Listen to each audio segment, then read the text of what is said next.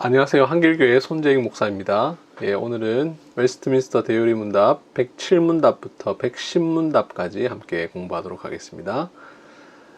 107문답부터 110문답은 10계명 중에서 제2계명을 다루고 있는데요. 먼저 각 요리문답을 한번 읽어볼까요? 107문 제2계명은 무엇입니까? 제2계명은 너를 위하여 새긴 우상을 만들지 말고 또 위로 하늘에 있는 것이나 아래로 땅에 있는 것이나 땅 아래 물속에 있는 것의 어떤 형상도 만들지 말며 그것들에게 절하지 말며 그것들을 섬기지 말라. 나 내 하나님 여호와는 질투하는 하나님인즉 나를 미워하는 자의 죄를 갚되 아버지로부터 아들에게로 3, 4대까지 이르게 하거니와 나를 사랑하고 내 계명을 지키는 자에게는 1000대까지 은혜를 베푸느니라 하신 것입니다. 108문 제2계명에서 요구된 의무들은 무엇입니까?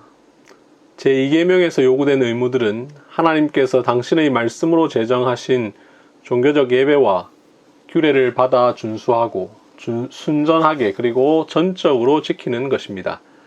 특히 그리스도의 이름으로 드리는 기도와 감사, 말씀을 읽고 선포하고 듣는 것, 성례의 시행과 받음, 교회 정치와 권징, 직분적 사역과 그것의 유지, 종교적 금식, 하나님의 이름으로 맹세하는 것, 하나님께 서약하는 것, 모든 거짓된 예배를 부인하고 미워하며 반대하는 것, 각자의 지위와 부르심에 따라 거짓된 예배와 모든 우상 숭배의 기념물들을 제거하는 것입니다. 109문 제2계명에서 금지된 죄들은 무엇입니까? 제2계명에서 금지된 죄들은 하나님께서 친히 제정하지 않으신 어떤 종교적 예배를 고안하고 의논하고 명령하고 사용하고 어떤 모양으로든 인정하는 것과 거짓 종교를 용납하는 것과 하나님의 삼위 전체나 그중 어느 한 위의 형상이라도 내적으로 우리 마음속에 가지든지 외적으로 피조물의 어떤 형상이나 모양으로 만드는 것과 그 형상이나 혹은 그 형상 안에서 그것으로 말미암아 하나님을 예배하는 모든 일이며 거짓 신들의 형상을 만들고 그들을 예배하거나 또는 그것들에게 속한 것을 섬기는 것이며 모든 미신적인 고안물, 하나님의 예배를 부패케 하는 것, 우리 자신들이 발명하여 추가했든지 전통을 따라서 사람들로부터 받아 취하였든지 옛 제도, 풍속, 경건, 선한 의도 혹은 다른 어떤 구실의 명목으로 예배에 추가하거나 삭감하는 것과 성직매매, 신성모독, 하나님이 정하신 예배와 규례들에 대한 모든 태만과 경멸, 방해, 반대하는 것입니다. 110문 제2계명을 더 강화하기 위하여 더하여진 이유들은 무엇입니까? 제2계명을 더 강화하기 위하여 더하여진 이유들은 다음의 말씀에 나타나 있는 나 내 하나님 여호와는 질투하는 하나님인즉 나를 미워하는 자의 죄를 갚되 아버지로부터 아들에게로 3, 4대까지 이르게 하거니와 나를 사랑하고 내 계명을 지키는 자에게는 1000대까지 은혜를 베푸느니라고 한 것입니다. 그것들은 우리 위에 있는 하나님의 주권 외에 우리 안에 있는 순종, 그 자신의 예배를 위한 강렬한 열심, 영적 간음으로서의 모든 거짓 예배에 대한 그의 보복적인 분노, 이 계명을 범한 자들은 자기를 미워하는 자들로 여기셔서 여러 세대에 이르기까지 그들을 벌하기로 위협하시는 것과 자기를 사랑하고 이 계명을 지키는 자들을 높이시어 여러 세대에 이르기까지 그들에게 자비를 약속하신 것입니다. 아멘. 이제 하나하나 해설을 해보도록 하겠습니다. 107문답은 먼저 제2계명이 무엇인지를 이야기하고 있죠. 제2계명은 출애굽기 20장 4절부터 6절, 아래 보면 근거구절 나와 있죠. 출애굽기 20장 4절부터 6절까지에 있는 말씀인 너를 위하여 새긴 우상을 만들지 말고 라는 말씀에서부터 1000대까지 은혜를 베푸느니라 라고 하신 것까지를 가리켜서 제2계명이라고 합니다. 지난 시간에도 말씀을 드린 바 있는데요. 로마 가톨릭 즉 천주교는 제2계명을 우리가 방금 읽었던 구절로 생각하지 않고 바로 그 다음에 나오는 구절인 너는 내 하나님 여호와 이름을 망령되게 부르지 말라. 여호와는 그의 이름을 망령되게 부르는 자를 죄 없다 하지 아니하리라. 이 부분을 제2계명으로 봅니다. 요약해서 제2계명 하나님의 이름을 함부로 부르지 말라 이렇게 되어 있죠. 로마 카톨릭은 이렇게 보는데 우리는 이렇게 보지 않죠. 그 이유에 대해서는 추후에 2계명 쭉 설명하면서 설명을 드리겠습니다만, 우리가 그 이유와 상관없이 분명히 성경에 있는 부분을 빠뜨리는 것은 바람직하지 않다는 것을 알 수가 있겠죠.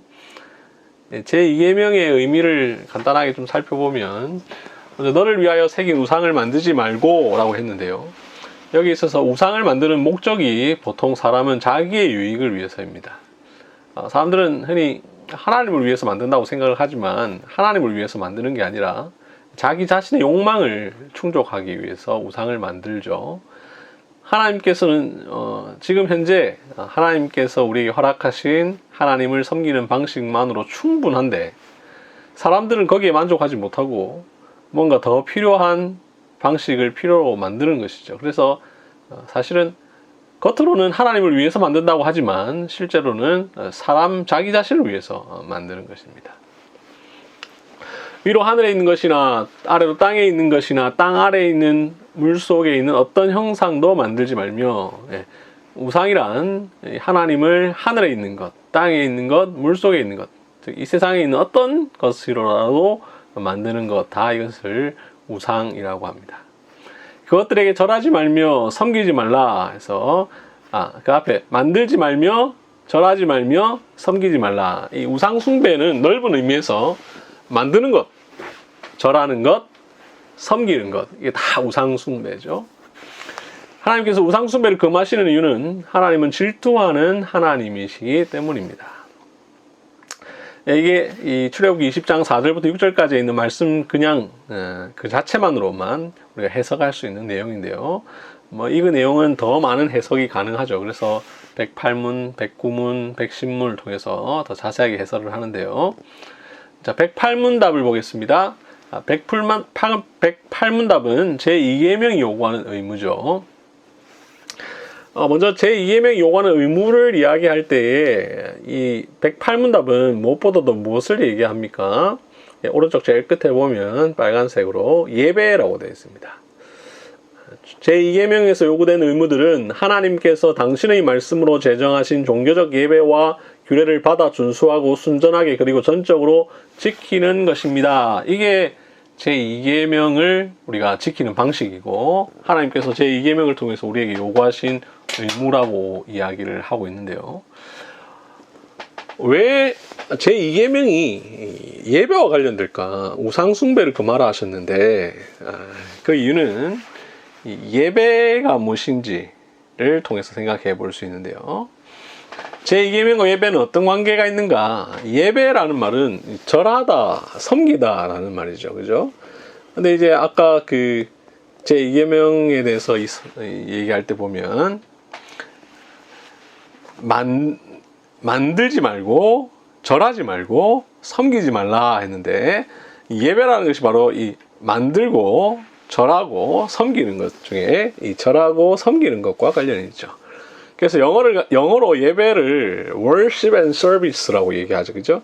worship이라고만 하기도 하지만 worship and service라고 합니다. worship은 경배하다, 즉 절하다라는 것이고, 서비스는 섬기다라는 것입니다. 우리가 하나님께 경배하고 하나님을 섬기는 것이죠. 그래서 이 예배를 worship and service라고 하는데요. 이 제2계명이 절하지 말고 섬기지 말라 했으니, 이 제2계명은 예배와 관련된 것이고, 어떤 것에 대해서 절하지 말고 섬기지 말라 했습니까? 하나님께서 제정하신 방식대로 하지 않고 다른 방식으로 절하고 섬기는 것을 하지 말라 했으니, 제2계명은 하나님께서 당신의 말씀으로 제정하신 종교적 예배와 규례를 받아 준수하고 순전하게 그리고 전적으로 지키는 것이라고 할 수가 있겠죠. 그래서 제2계명은 예배와 관련이 됩니다. 그래서 제2계명은 보통 예배의 방법에 관한 계명이라고 하고요. 제1계명은 예배의 대상에 관한 계명이라고 하는데요. 제1계명을 통해서 하나님은 너는 나 외에는 다른 신들을 내게 두지 말라고 해서 오직 하나님 자기 자신만을 예배하라고 명령하셨는데, 제2계명을 통해서는 하나님께서 자신이 규정하신 방식대로만 예배하라고 명령을 하십니다.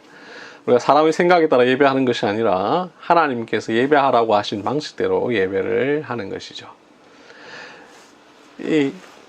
하나님께서 제정하신 방식으로 예배하라라고 말한 뒤에, 그 뒤에 보면 특히 그리스도의 이름으로 드리는 기도부터 하나님께 서약하는 것까지 보면 이게 다 뭐냐면 예배 안에 들어가는 요소들이죠. 그죠?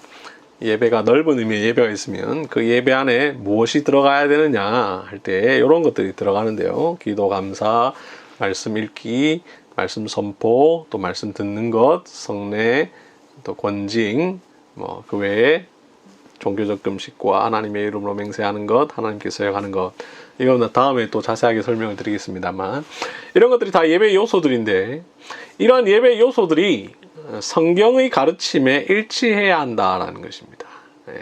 이런 것들이 성경에 일치하지 않을 때는 빼버리고 성경에 일치할 때는 반드시 넣어야 한다라는 것인데요. 이 108문답에 지금 노란 부분 표시된 곳에 있는 이 예배 요소들은 웨스트민스터 신앙고백서와도 연관되는데요. 이 웨스트민스터 신앙고백서, 웨스트민스터 대유리문답, 웨스트민스터 소유리문답, 웨스트민스터 예배모범, 웨스트민스터 정치모범이 다 서로 연결이 됩니다. 내용적으로. 그래서 웨스트민스터 신앙고백서 21장 5절에 보면 성경 낭독과 건전한 설교, 성례가 합당하게 시행되어 신앙적인 맹세와 서약, 엄숙한 금식, 특별한 감사, 이런 것들을 예배의 요소라고 했는데, 바로 이것을 108문답에서 이야기를 하고 있는 것이고, 이 예배 요소들이 성경적으로 하나님께서 말씀에서 제정하신 방식대로 행해져야만 한다라는 것을 이야기하고 있는 것입니다. 이게 108문답의 내용입니다.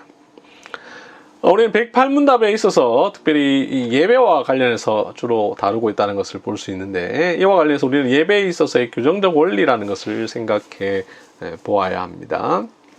이 제2계명에 대한 대유리문답의 해설은 바로 이 예배에 있어서의 규정적 원리라는 것을 염두에 두고 이야기하고 있는데요. 이 예배에 있어서의 규정적 원리라는 말은 어떤 역사적인 맥락 속에서 생겨났는데, 중세시대의 로마 카톨릭은 예배를 드릴 때 있어서, 그 사람들은 예배라고 하지 않고 미사라고 하는데, 이 미사를 드림에 있어서 어떤 요소를 집어넣을 것인가, 어떤 내용을, 어떤 요소를 써서 예배를 하나님께 드릴 것인가 할 때에 그냥 아무거나 넣어도 된다고 생각했습니다. 성경에서 말하고 있는 방식대로 하는 게 아니라 마음대로 넣어도 되고 또 뺄 것도 마음대로 빼도 된다고 생각을 했죠. 이게 바로 이제 제2계명을 어긴 것이죠. 하나님께서 당신의 말씀에서 규정하신 방식대로 예배하지 않고 우리가 편한 대로 이것도 넣어보고 저것도 넣어보고 이건 또 별로니까 빼고 이렇게 한 것이, 설교는 지겨우니까 빼고, 또 우리의 그 감정을 자극하는 어떤 것들은 넣기도 하고, 그래서 음악들이 되게 화려한 음악들이 많이 이제 중세시대에 들어오기도 했는데요. 오늘날 현대 교회의 그 음악 중심의 예배라는 것은 사실 이 중세 카톨릭과도 좀 연결이 되는데요. 아무튼 그래서 중세시대 예배는 그 혼잡한 예배였는데, 여기에 대해서 종교개혁자들은 이 제2계명뿐만 아니라 성경 전체의 말씀에 근거해서 예배는 하나님께서 규정하신 방식대로 예배해야 된다라는 것을 강조했으니, 그것이 바로 예배에 있어서의 규정적 원리입니다. 특별히 종교개혁자 칼빈은 하나님께서 말씀에서 명령하신 방식대로 예배해야만 하며 그 어떤 것도 더해서도 안 되고 빼서도 안 된다라고 주장을 했습니다.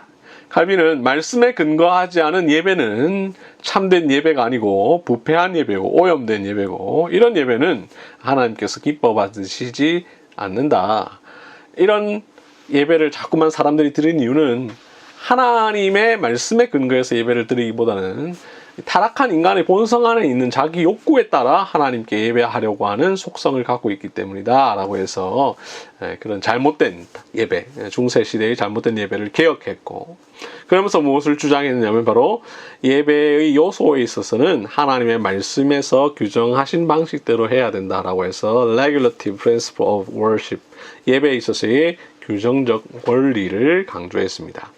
이 예배에 있어서의 규정적 원리는 종교개혁 이후에 계속해서 강조되었으니 우리 대열이 문답에서 제2계명을 해설할 때 이런 내용을 중점적으로 다루고 있는 것은 바로 이런 역사적인 배경도 함께 갖고 있다라는 것입니다.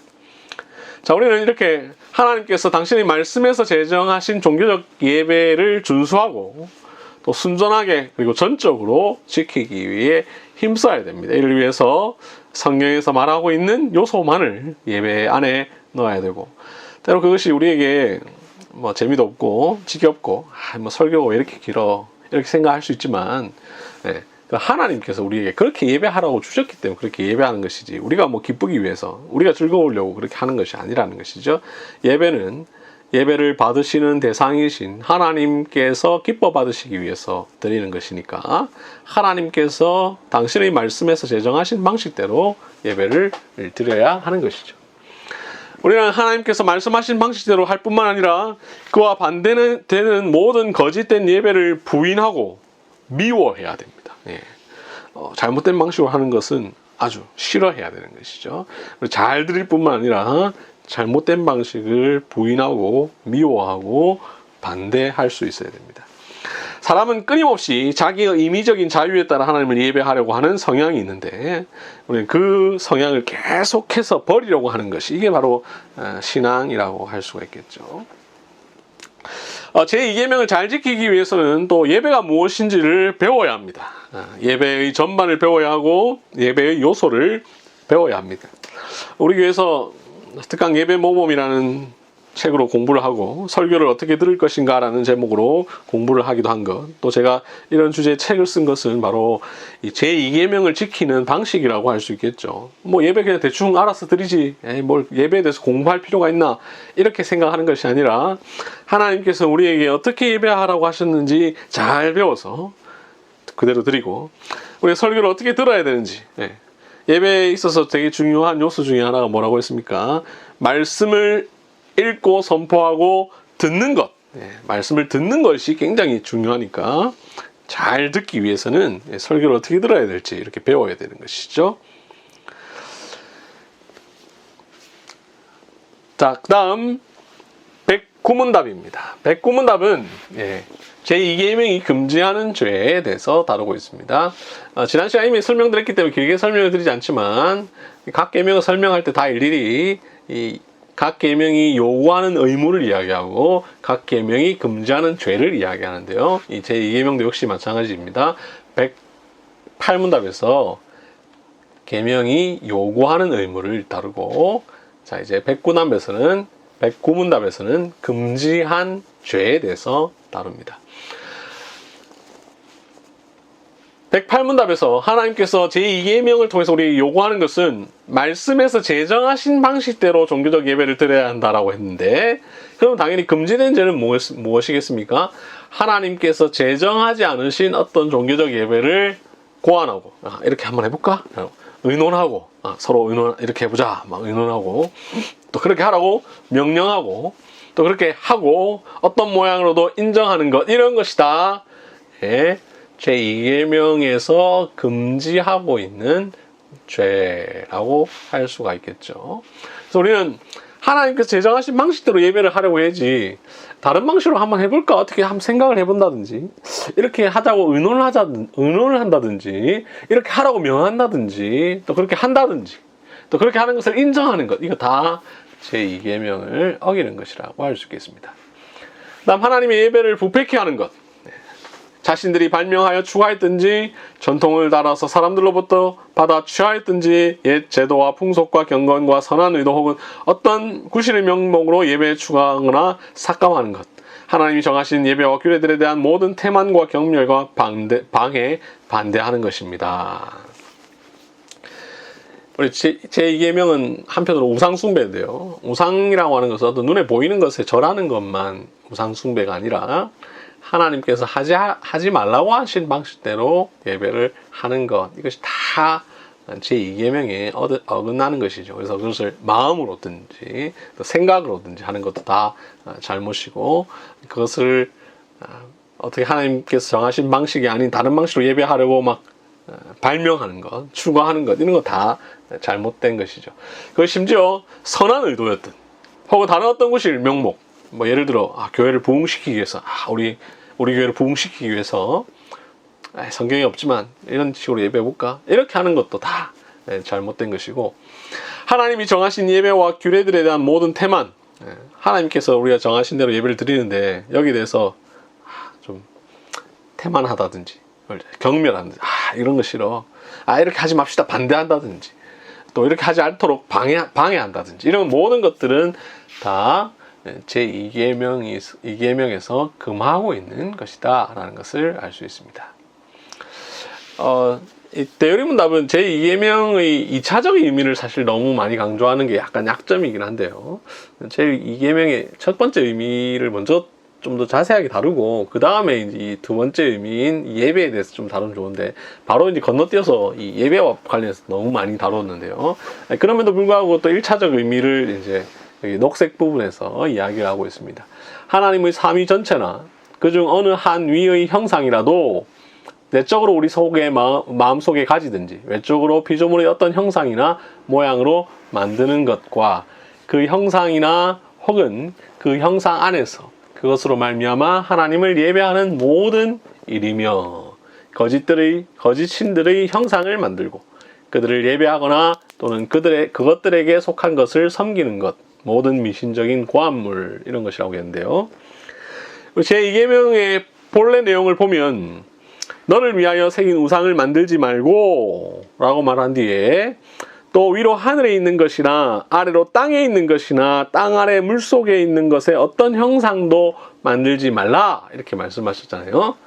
그럼 이것은 하나님 이외의 다른 우상을 하늘에 있는 것이나 땅에 있는 것이나 물속에 있는 것의 형상으로 만든다라는 말이 아니라, 하나님을 하늘에 있는 형상, 땅에 있는 형상, 물속에 있는 형상 중에 하나로 만드는 것을 금하는 것입니다. 그래서 삼위 하나님 전체나 그중 어느 한 위의 형상, 이 한 위라는 말은 성부, 성자, 성령 중에 하나라는 거죠. 한 위의 형상이라도 외적으로 피조물의 어떤 형상으로 만드는 것, 이것을 금한다라고 하는 것이죠.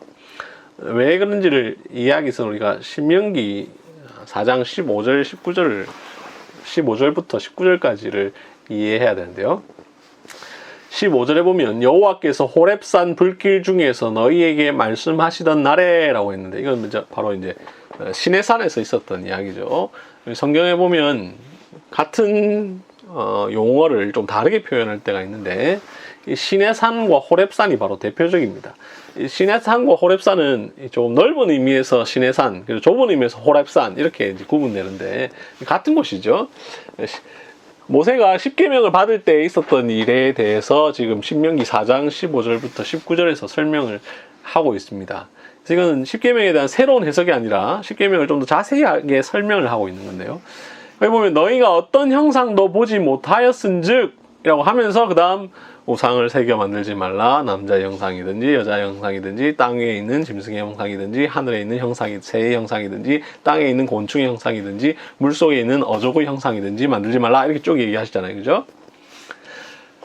이렇게 하지 말라고 이 계명을 지키라라고 이야기하시면서 그 이유를 뭐라고 얘기하냐면 너희가 어떤 형상도 보지 못하였은즉 이라고 말하는데, 여기에서 말하는 보지 못한 형상은 바로 하나님을 말하는 것이죠.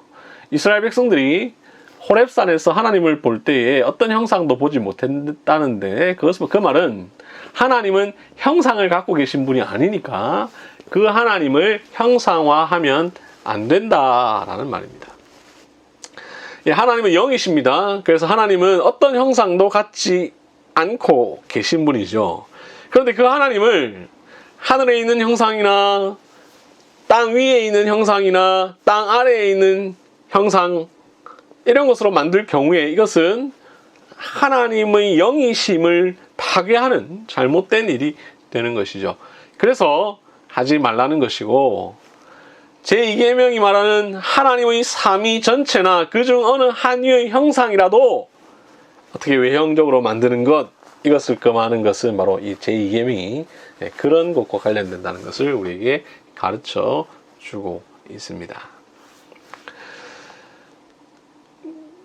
과거 천주교에는 이렇게 성상을 만들거나 혹은 성화를 그리는 것을 굉장히 중요하게 여겼는데요. 그죠?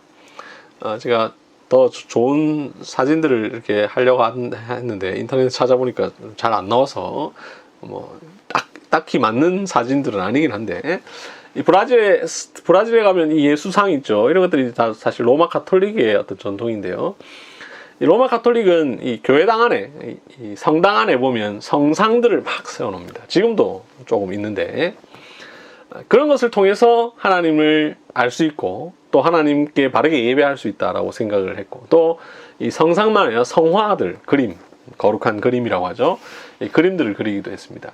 중세 시대 보면 이 성화, 거룩한 그림들이 굉장히 많이 유행을 했는데, 이런 것들을 막 만들었죠.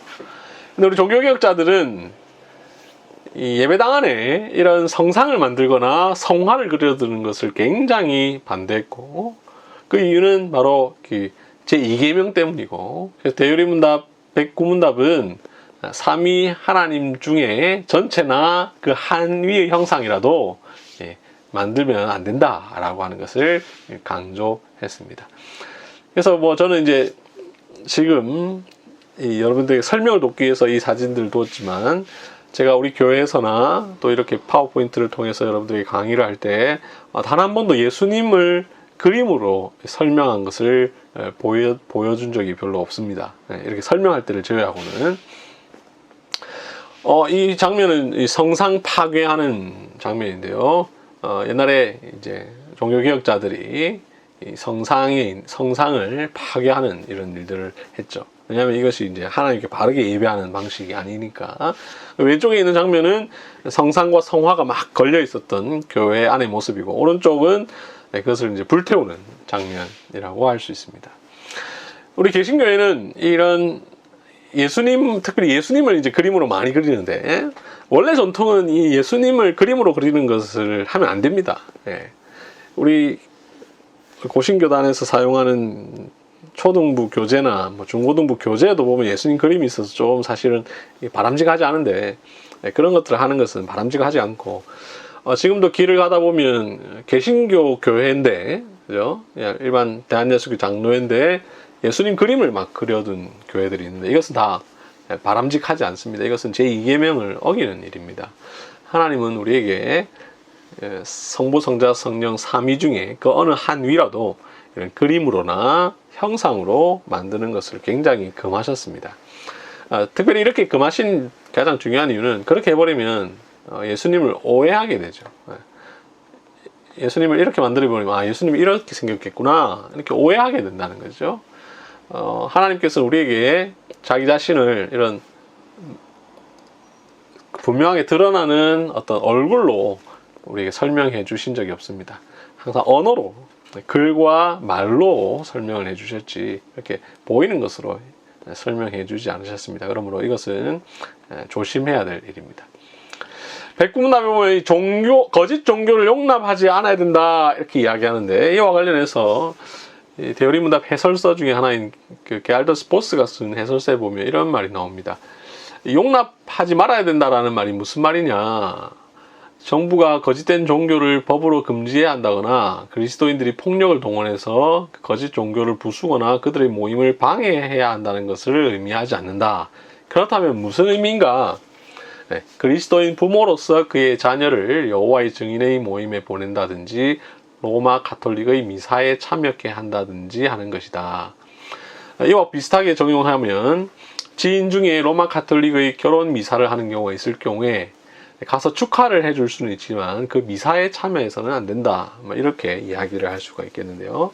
이와 관련해서 좀 더 설명을 보태면, 우리 종교다원주의 사회를 우리가 살아가고 있는데 간혹 보면 좀 우리를 부끄럽게 만드는 뉴스가 나올 때가 종종 있는데요. 뭐 예전에 어느 청년들이 그 절에 가가지고, 저기 강남에 있는 무슨 절이죠? 그 지하철역이기도 한데 저 삼성동에 있는 그 절에 가서 막 찬양하고 이렇게 하는 건, 그렇게 하는 건 그렇게 하지 말라는 겁니다. 그렇게까지 하는 건 아니고, 거짓 종교를 용납하지 말아야 되는 건 특별히 우리 안에서 하면 안 된다는 거죠. 우리 고신교단에도 보면 이 단군상 파괴 운동 이런 걸 하는데, 뭐 길에 있는 거 그런 것까지 하지 말라는 거죠. 뭐 남의 종교에 가가지고 당신 이렇게 하는 거 다 하나님께서 원하지 않습니다, 이렇게 하라는 것은 하면 그것은 바람직하지 않다라는 것입니다. 예, 110문답 이제 보겠습니다. 110문답은 제2계명에 더해진 이유들인데요. 제2계명을 더 강화하기 위하여 더해진 이유들은 무엇입니까? 하면서 그 출애굽기 20장 5절 6절에 있는 나 내 하나님 여호와는 질투하는 하나님인즉 나를 미워하는 자의 죄를 갚되 하면서 쭉 이어지는 말씀에 대한 설명을 하고 있는데요. 110문답은 왜 이런 내용을 다룰까? 이미 앞서도 말씀을 드린 적이 있습니다만, 100문답에 보면 10계명에서 우리가 고려해야 할 점들에 대해서 이야기하면서 그것들을 보다 강화하기 위하여 더해진 이유들을 고려해야 합니다, 이런 내용이 나왔습니다. 바로 이게 이 110문답이 다루고 있는 내용이라고 할 수가 있겠죠. 자, 110문답은 이 제2계명에 덧붙여진 어떤 이유들을 설명을 하고 있는데, 그 이유는 나 내 하나님 여호와는 질투하는 하나님인즉 나를 미워하는 자의 죄를 갚되 아버지로부터 아들에게로 3, 4대까지 이르게 하거니와 나를 사랑하고 내 계명을 지키는 자에게는 1000대까지 은혜를 베푸느니라 라고 한 것, 이것이 바로 그 더하여진 이유들인데요. 이것은 어떤 의미를 갖고 있느냐, 우리 위에 있는 하나님의 주권 외에 우리 안에 있는 순종, 그 자신의 예배를 위한 강렬한 열심, 영적 간음으로서의 모든 거짓 예배에 대한 그의 보복적인 분노, 이 계명을 범한 자들은 자기를 미워하는 자들로 여기셔서 여러 세대에 이르기까지 그들을 벌하기로 위협하시는 것과, 자기를 사랑하고 이 계명을 지키는 자들을 높이셔 여러 세대에 이르기까지 그들에게 자비를 약속하신 것입니다. 네.